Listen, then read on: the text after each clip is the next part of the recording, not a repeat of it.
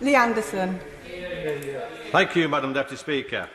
Now then, Yarnis Bitter was 13 years old and living in Latvia at the start of World War II. And 2 years later, the Nazis came, and their request was simple. One male member from each family to go and fight the Russians.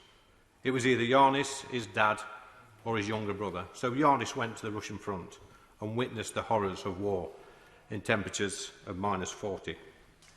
And when the war ended in 1945, Yarnis was classed as a displaced person, a refugee. Imagine that.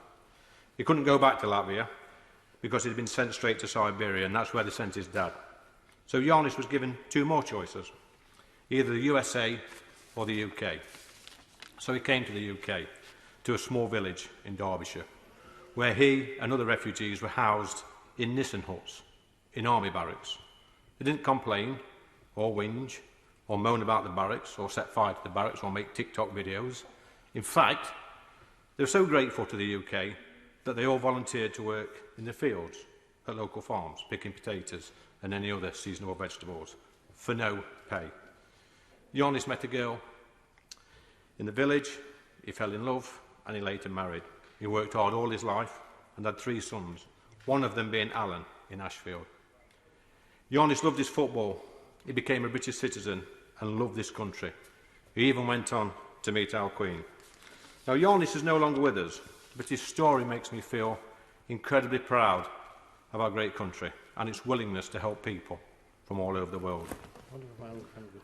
I'll gladly give way. The story he's telling is a story of someone who sought our aid and got it. But will he contrast that with what's happening now?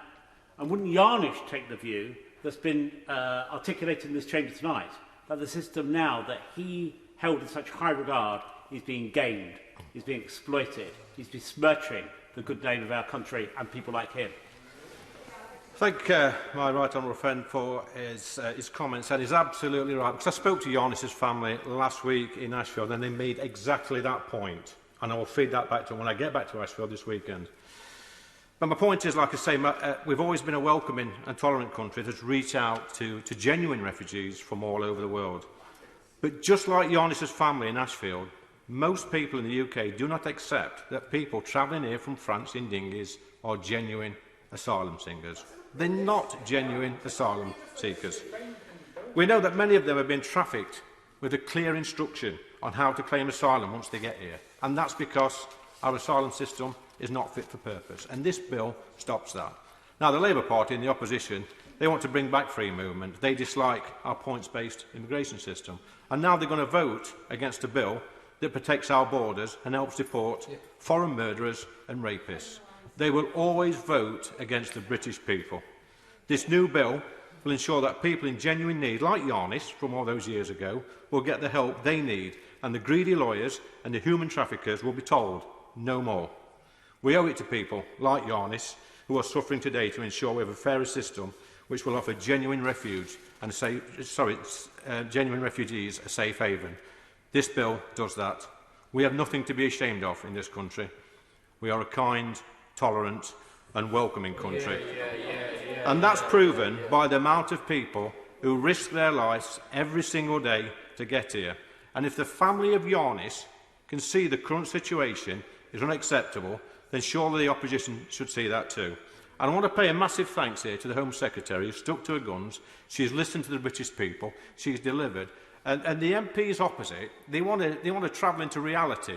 And I'll offer this opportunity to all of you now sat there with those glazed expressions on your face.